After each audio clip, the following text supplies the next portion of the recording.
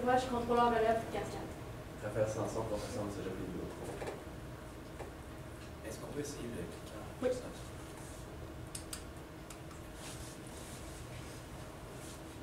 L'industrie des pâtes et papiers est en constante évolution. Une demande d'innovation incroyable est présente et c'est pourquoi aujourd'hui, mes collègues Elisabeth, Philippe et moi-même, Simon, sommes présents afin de répondre aux questions dont vous nous avez posées suite au fait que l'ancien contrôleur est parti. Donc, premièrement, faisons un petit tour d'horizon. Nous sommes une entreprise de renommée instaurée depuis 1984. Nous excellons dans notre domaine. Nous sommes un chef de file. Nous avons des valeurs intégrées avec nos employés. On cherche vraiment à respecter ces valeurs-là. Mais depuis l'acquisition de l'usine à Lévis, on sait que c'est un de nos défis, c'est une de nos embûches, parce que ça apporte certains départs d'employés. Par la suite, tel que je l'ai mentionné, c'est un secteur d'activité avec une grande demande, avec une innovation constante, et le consommateur cherche de plus en plus à avoir des gestes éco-responsables. C'est pourquoi on est un chef de file juste ici. Par contre, il y a encore une grande concurrence sur ce marché, et on sait qu'il y a une fluctuation des prix de la matière première qu'on ne peut pas vraiment contrôler sur ce marché-là, qui nous apporte également une embûche. Donc aujourd'hui, nous sommes présents en fait pour analyser le projet d'investissement que vous nous avez proposé avec la sécherie, d'analyser également les points de financement possibles tout en donnant des recommandations, en analysant également la gestion de performance, la gestion de changement suite en fait à l'acquisition de l'usine de Lévis, également d'analyser les possibilités d'avoir une équipe de maintenance soit à l'externe ou à l'interne, et vraiment de se concentrer sur les ressources budgétaires. Donc, si on commence avec l'analyse de la performance, donc d'entrée de jeu, j'aimerais mentionner par contre que idéalement, quand on analyse des écarts comme ça, l'idéal c'est vraiment de le comparer avec un budget révisé. Donc, un budget révisé, en fait, nous permettrait d'analyser vraiment les coûts par rapport à la quantité réelle qui a été produite. Dans le cas ici, on a analysé la différence entre ce qui était prévu, les coûts standards, les quantités standards, par rapport à ce qui est vraiment arrivé. Ce que ça ne prend pas en considération, c'est si on a eu une plus grande production parce qu'on a eu plus de ventes, ça ne prendra pas en considération ici dans l'analyse, donc ça serait vraiment important d'ajouter cette information-là éventuellement.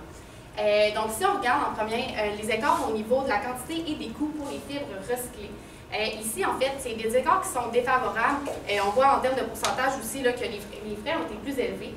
C'est sûr que ça peut avoir lieu, ça peut être en raison de la fluctuation des prix au niveau des balles de fibres recyclées. On sait que ça bouge beaucoup, donc ça peut avoir un impact là-dessus. Par contre, il n'y a pas seulement ça, il y a aussi, évidemment, comme je disais, parce que si vous avez plus produit, évidemment, les coûts vont être plus élevés que ce qui était prévu. Donc, c'est là qu'on voit la différence là, par rapport au 4e trimestre. Si, par exemple, on est à 105 de ce qui était prévu par rapport au coût, puis pour l'année 2019, on est encore à 105 ça se tient là, par rapport au trimestre, puis par rapport à l'année. Si on poursuit, par contre, avec les produits chimiques, la quantité de matières premières pour les produits chimiques, encore une fois, c'est encore un peu la même réalité où si on produit plus, parce qu'on vend plus, c'est normal que les coûts soient plus élevés. Donc là, encore une fois, c'est encore des écarts qui sont défavorables. Donc, on a utilisé plus de quantité de matières premières, puis on a aussi, dans le fond, nos coûts de matières premières sont plus élevés. Ça aussi, ça peut être dû, en fait, si jamais il y a eu des rebuts, des choses comme ça peut être des exemples de choses qui feraient en sorte que ça peut varier là, au niveau de la quantité de matières premières qui a été utilisée. Ici, pendant le 4e trimestre, on voit qu'on est à 151 par rapport à l'année, où on est à 120 de ce qui avait été budgété. Donc, c'est sûr que ça serait pertinent d'analyser qu'est-ce qui a bien pu se passer là, au 4e trimestre par rapport à cette différence-là. Donc, ça serait important d'analyser ça. Finalement, si on regarde par rapport à l'analyse de performance, vraiment au niveau des heures de production, encore une fois, les heures de production ont été plus élevées là, que ce qui était prévu. Mais pour les mêmes raisons, là, ça peut avoir plusieurs raisons là, qui ont fait en sorte que ça a varié. Encore une fois, il peut y avoir eu de la perte de temps pendant le temps qu'on faisait la production, mais ça peut aussi être dû au fait qu'il y a une augmentation au niveau des ventes. Si on poursuit avec le projet d'investissement pour avoir une nouvelle sécherie, donc l'investissement initial, donc si on inclut vraiment le frais de la nouvelle machine, le frais de formation initiale là, pour les employés, ainsi que le frais de transport, on a un investissement initial qui tourne autour du 4 millions de dollars. Par la suite, par contre, bon, on a une augmentation des ventes et une augmentation du coût des ventes. Évidemment, ça va ensemble. Donc ça, c'est vraiment basé, dans le fond, c'était 10 pour les 5 premières années et ensuite le 6,5 donc ici, le projet d'investissement, l'analyse est vraiment basée sur les 25 ans, la durée de vie du projet. Bon, on avait une économie sur la perte des portes, on avait aussi un entretien supplémentaire qui était à 85 000 par année. Il y a une économie d'impôt. Ici, on a fait l'hypothèse que cette machine-là faisait partie de la catégorie 53, ce qui fait en sorte que l'économie d'impôt va tout se produire dans la première année. Puis à la fin du projet, on n'aura pas une perte d'économie d'impôt parce que toute l'économie se fait vraiment à la première année. Puis à la fin, bon, au bout des 25 ans, il n'y a aucune valeur résiduelle au niveau de la machine. Puis bon, il n'y a pas de perte d'économie d'impôt, comme j'ai mentionné. Ce qui fait en sorte qu'ici, on a une valeur actualisée nette positive, ce qui veut dire en fait que le projet d'investissement va permettre d'aller, en fait, est favorable par rapport à votre taux de rendement requis qui est de 12,5 %. Donc, c'est un projet à ce moment-là qu'on vous conseillerait, si on regarde seulement les chiffres, d'aller de l'avant avec. Par rapport un peu au qualitatif de ce projet d'acquisition-là, par rapport aux avantages, bien évidemment, on a besoin de moins d'énergie pour produire nos quantités. Donc, dans la mission d'entreprise, d'être un petit peu plus vert, des choses comme ça, définitivement, ça rentre dans la mission d'entreprise. Donc, c'est beaucoup plus éco-responsable. Vous allez avoir un avantage, garder votre avantage concurrentiel et rester compétitif avec la concurrence. Puis, vous allez pouvoir avoir une augmentation de la production. Donc, c'est favorable. Les inconvénients, il va y avoir un employé en moins avec cette acquisition-là. Par contre, on a une petite idée pour quoi faire avec cet employé-là. Simon va en parler plus tard. Il y a aussi gestion de changement qui va évidemment, si on a un employé en moins à faire. Puis, il y a 45 jours vraiment qui est non fonctionnel, donc ça va diminuer les ventes un petit peu. Par contre, vraiment, il y a énormément d'avantages, plus par rapport aux inconvénients, donc on suggère vraiment d'aller de l'avant avec ce projet d'acquisition. Par rapport aux options de financement pour ce projet-là, en fait, on avait la banque Prêt d'argent qui était prêt à faire un prêt. Donc, des paiements mensuels, on a calculé à 28 900 par mois et pour le siège social, 21 625. Donc, les durées étaient différentes, évidemment. Donc, une durée de 15 ans versus 20 ans. Et l'intérêt total à payer, il est plus élevé avec la banque, donc sur toute la période de l'emprunt. Puis, côté un peu plus qualitatif, des avantages du prêt d'argent, mais évidemment, le siège social n'a pas besoin de débourser pour cette acquisition-là. Puis, des inconvénients, ce serait que la machinerie, on a besoin d'avoir la machinerie en garantie. Si on va avec le siège social, bien évidemment, les avantages, c'est que le tout reste à l'interne. On garde le contrôle là-dessus, il n'y a pas besoin de garantie. Par contre, l'inconvénient, c'est que le siège social doit débourser, mais avec le qualitatif, et évidemment, on paie moins d'intérêt, ça serait beaucoup plus intéressant d'aller avec le siège social.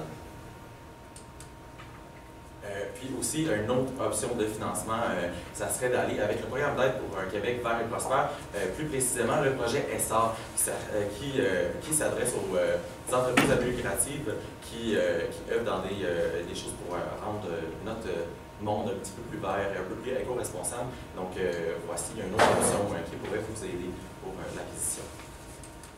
Par la suite, pour la maintenance, il y avait deux options, soit d'aller à l'externe avec une entreprise qui est experte, qui est reconnue depuis 4 ans ici à Lévis, ou d'embaucher à l'interne, en fait, qui amenait à faire des heures supplémentaires et qui demandait un 4 mois d'embauche, en fait, qui prenait quand même assez de temps.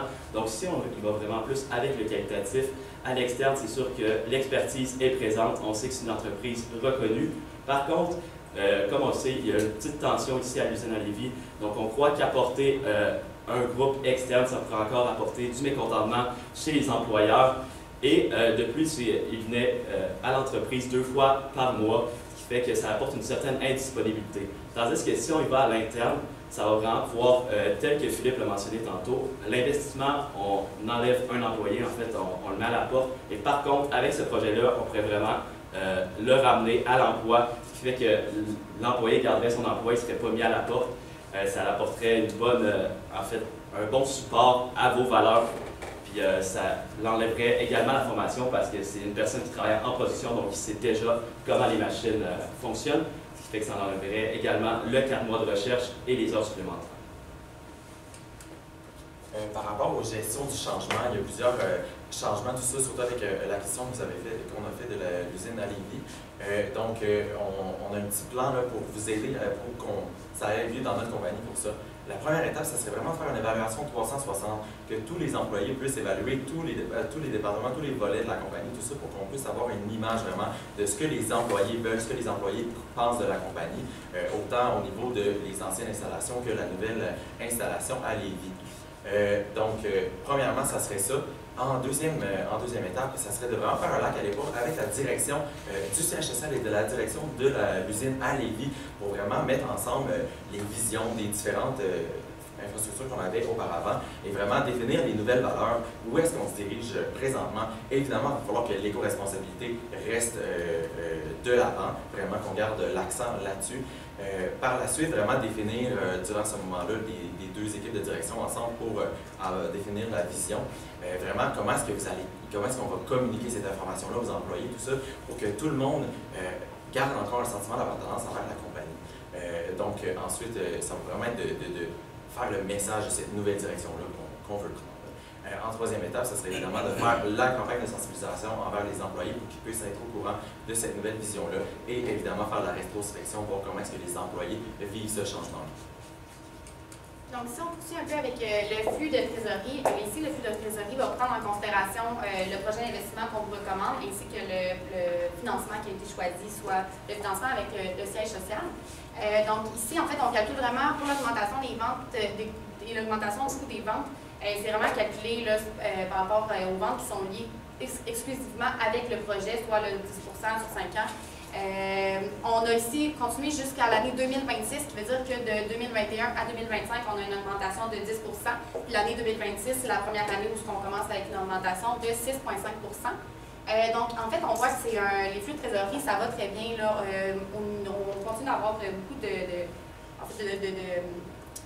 trésorerie. Là, ça va bien à ce niveau-là. Ça va bien, on l'a fait jusqu'aux 25 prochaines années et ça va bien aussi à ce niveau-là. Donc, le projet, vraiment, l'impact que ça a sur les flux de trésorerie, c'est vraiment pas une problématique. C'est quelque chose qui va être intéressant pour vous. Sinon, c'est ça, on regarde ici l'investissement de la machine, on va la retrouver dans l'année 2021, étant donné que le projet commençait en 2021. Puis sinon, là, pour les produits d'emprunt, même chose, là, on considère que ça va commencer en 2021, puisque c'est le moment où le projet est censé débuter. Si on parle un peu du prix de cession interne, vous aviez en fait une certaine problématique, là, un certain défi au niveau du prix d'une matière première qui est entre les deux usines. Donc, le prix de cession interne, en fait. Donc, l'objectif de vraiment avoir un prix de cession interne qui est déterminé, premièrement, ça va favoriser la convergence des buts parce qu'au final, ça reste une seule entreprise, puis tout le monde a un même but commun, donc c'est important de le garder en tête. Ça va faciliter l'application, comme là, présentement, ça varie tout le temps, donc c'est sûr que d'avoir quelque chose de fixé, ça va faciliter tout le processus budgétaire, ça va être plus facile à comprendre, puis ça va être plus facile à comprendre aussi pour les parties prenantes à ce niveau-là. Par contre, si on continue, présentement, vous avez utilisé justement les coûts réels pour déterminer le prix de cession interne. L'avantage à ça, c'est sûr que ça va éviter les comportements dysfonctionnels ou ce que, par exemple, on essaierait si par exemple c'est un prix fixé, donc ça peut avoir des comportements dysfonctionnels pour pouvoir atteindre les objectifs.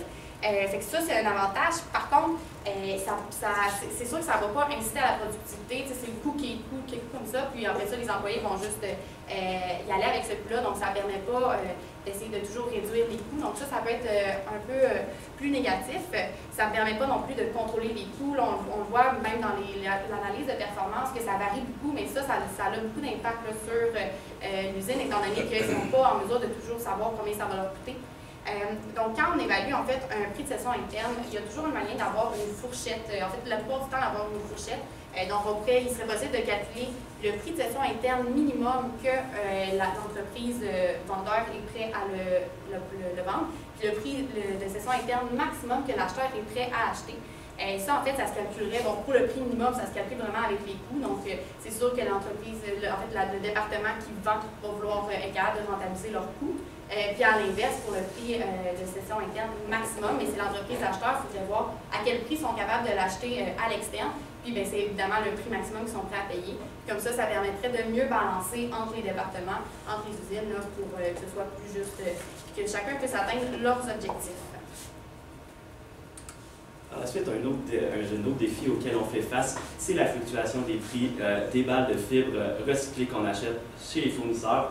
On sait l'impact que ça a, c'est que cette fluctuation-là apporte les concurrents vraiment à se diriger vers les balles de fibres recyclées. Mais malheureusement, c'est ça qui fait qu'on a une distinction et qu'on reste un chef de file dans le secteur d'activité. Et ça nuit également aux analyses budgétaires de tous les directeurs. Donc, suite à ça, nous, on recommande vraiment de signer un contrat avec le fournisseur, ce qui va vraiment venir faciliter les analyses budgétaires dans ce secteur-là. Et en deuxième lieu, on pense vraiment que faire de la recherche et développement dans ce secteur-là pour essayer de trouver un autre matériel qui va vraiment venir nous donner une certaine distinction pour rester un chef de file, ça pourrait vraiment être intéressant comme solution. Par rapport à un plan d'action, concrètement, tout ce qu'on vient de vous présenter, qu'est-ce qu'on va faire dans les prochains instants? Donc, dans l'immédiat, vraiment, commencer l'évaluation 360 avec tous les parties prenantes de l'entreprise. Évidemment, commencer les négociations avec les fournisseurs afin de pouvoir faire des prévisions budgétaires qui vont plus rester semblables durant l'année. Regarder le budget révisé, prix de cession interne et regarder un petit peu plus suivi sur l'indicateur des écarts qu'on a dans l'entreprise. Après ça, pour une période de plus de 6 mois, faire le lac à l'épaule à ce moment-là, un peu qu'on va avoir collecté toutes les données des employés des parties prenantes pour l'évaluation 360, commencer un petit peu à faire du recherche et développement, comme Simon vient d'en parler. Évidemment, peut-être regarder des bénéfices aux employés. Pour le moment, il y a certains employés qui veulent quitter tout ça. Évidemment, en premier lieu, si ils gardent le sentiment d'appartenance envers l'entreprise, ça peut le faciliter. Mais aussi, une autre chose qu'on pourrait rajouter, c'est un programme d'aide aux employés pour qu'ils puissent avoir du support psychologique au travers de ce changement-là, des choses comme ça. Avoir accès à un stationnement gratuitement ou un accès pour aller au gym pour rester en forme et tout. Aussi, commencer le projet d'investissement, commencer à regarder parce que ça va s'en venir assez rapidement. Et commencer à regarder pour la campagne d'information pour vraiment vulgariser le tout aux employés. Pour une période d'1 an, ensuite, on va vraiment être plus dans une période d'évaluation, voir tout ce qu'on vient de faire, est-ce que c'est vraiment, concrètement, ça a fonctionné. Donc, de regarder, voir quel pourcentage de la part de marché est-ce qu'on est allé chercher de plus avec les investissements qu'on a fait, le pourcentage de taux de roulement des employés, est-ce qu'on a été capable de garder nos employés finalement ou non. Aussi le pourcentage des ventes, est-ce qu'on a été capable de vendre plus nos produits et une nouvelle évaluation 360 pour voir si les employés sont maintenant satisfaits, s'ils ont d'autres suggestions, d'autres commentaires pour améliorer l'entreprise. Alors, on était Elisabeth, Simon et moi-même Philippe. On est prêts pour la discussion. Merci. Vous nous recommandez d'embaucher pour tout ce qui est la maintenance. Donc, on est conventionné, on est syndiqué, convention collective, tout ça. Donc, on va créer un poste. La personne va être assignée spécifiquement à ces tâches-là. Comment vous prévoyez combler son travail si on se rend compte finalement qu'il y a seulement 25 heures de travail par semaine alors qu'on l'a embauché pour 40 heures? En fait, ça serait vraiment de faire de la gestion avec la personne. C'est vraiment, à la base, si on sait que se faire changer de poste comme ça, abruptement, comme ça va être vraiment difficile. Ça va être vraiment de s'asseoir avec la personne, de lui expliquer qu'est-ce qui se passe, puis de lui expliquer les deux côtés de la médaille, parce qu'on sait c'est soit qu'on met quelqu'un à la porte ou qu'on le garde justement pour lui offrir le poste. Par la suite, c'est vraiment de faire un suivi s'il y a possibilité de lui donner des heures justement pour qu'il atteigne le 40 heures. Moi, de mon côté, en faisant l'analyse de la performance, j'ai vu que les écarts de quantité étaient toujours négatifs. Y avait-il une raison pour ça? Oui, les écarts de quantité sont toujours négatifs. Comme je disais, il y a quand même plusieurs facteurs qui peuvent être pris en considération. Premièrement, justement, si on a produit plus, parce qu'on avait plus de ventes, mais c'est sûr que les quantités, ça en prend plus. Donc, c'est pour ça qu'il y a des écarts négatifs. Mais il peut aussi y avoir d'autres facteurs qui peuvent rentrer en compte. On peut avoir eu des problèmes au niveau de la matière première. Si elle était de la qualité de la matière première, il peut y avoir eu des rebuts, donc on parlait que des fois qu'il y avait de la pâte qui était, avec les anciennes machines, la pâte qui était perdue, puis justement la nouvelle sécherie nous permettait d'économiser de la pâte à ce niveau-là. Bien justement, ça c'est quelque chose qui peut être considéré dans la quantité, dans les pertes au niveau de la quantité de matière première. Si je peux me permettre aussi, ce serait peut-être pertinent d'avoir un indicateur vraiment pour voir quelle quantité de rebut est-ce qu'on a, puis quelle quantité de matière première qu'on reçoit, qui est vraiment bonne pour être utilisée, de regarder tout ça. De mon côté, vous avez abordé brièvement les valeurs d'entreprise. On voit que l'aspect environnemental, éco-friendly ressort. ça m'amène à une question qui est un petit peu plus tendancieuse. L'industrie du papier connaît une décroissance au niveau de l'offre. Là, on s'engage pour l'achat d'un équipement qui va être financé sur pas loin de 20 ans. On a parlé d'une durée d'amortissement de 25 ans. Donc, comment est-ce que vous pensez que ce projet-là, cet investissement-là, s'inscrit dans un axe où l'offre de papier est en constante diminution? En fait, tel que mentionné, en fait, là, on pense qu'il est vraiment misé sur la recherche et développement, vraiment pour se différencier, offrir justement un produit qui est différent. On le fait si bien depuis 1984, en fait. C'est pour ça que les gens achètent chez PCR. Fait qu'on croit vraiment que miser sur la recherche et développement, ça va vraiment être le nerf de guerre vraiment pour nous aider à soutenir cette production-là. Juste pour être sûr de bien comprendre, dans le fond, vous voulez miser sur la recherche et développement, puis l'équipement en ce moment, c'est juste entre les deux, ou si c'est cet équipement-là qui va vous permettre de passer au travers de la phase? Ça va être vraiment entre les deux, puis par la suite, à long terme, faire un suivi, voir si ça a vraiment vécu une décroissance de l'offre, puis par la suite, avoir on va pouvoir être en bonne position pour prendre une décision. Si je peux me permettre d'acheter, malgré tout, le papier est quand même encore utilisé, il va être encore utilisé dans les 25 prochaines années. Donc, c'est sûr qu'il va encore avoir une demande au niveau du papier du carton. En ayant du papier carton recyclé, encore une fois, ça nous démarque. Puis déjà, les gens vont de plus en plus vers les décisions éco-responsables. Et déjà là, bon, le temps qu'ils vont avoir encore d'achat, ils vont aller vers des compagnies qui ont des initiatives économiques. Merci. Vous avez recommandé d'aller de l'avant avec le projet d'usine. Pendant 45 jours, l'usine va être fermée. Après ça, on a l'intention de remplir l'entrepôt afin d'être plein en stock pour après ça rencontrer les demandes. C'est quoi les impacts que ça va avoir sur nos besoins en fonds de roulement? Oui, bien ça, en fait, c'est un peu présenté au niveau des flux de trésorerie. Là. Le fonds de roulement, en fait, tout ce qui est en termes de monétaire, là, ça allait quand même bien. Là. Je veux dire, on ne manque pas de fonds de roulement pour débuter. D'ailleurs, l'analyse de flux de trésorerie prenait en considération que les 45 premiers jours de l'année 2021 n'auraient pas de production, donc pas de vente. Mais c'est sûr que pas de production, ça venait aussi avec une certaine réduction des coûts pendant ces 45 jours-là, étant donné qu'on ne produit pas. Mais au final, c'était pas une problématique là, au niveau du fonds de roulement. Moi, si je peux rajouter, en fait, pour le financement, on nous avait proposé un montant de 5 millions, mais comme le coût initial il est un peu plus bas, est-ce que vous suggérez d'y aller quand même avec le montant de 5 millions? Ou... C'est sûr que oui, bien, c'est sûr qu'au niveau de 5 millions, ça pourrait être quelque chose qui est analysé d'aller plus bas, étant donné qu'on n'a pas besoin d'avoir un plus gros montant. Puis, de toute façon, on l'a vu là, avec le flux de trésorerie, ça va très bien. Là. Donc, ça pourrait être à... La période de questions est terminée.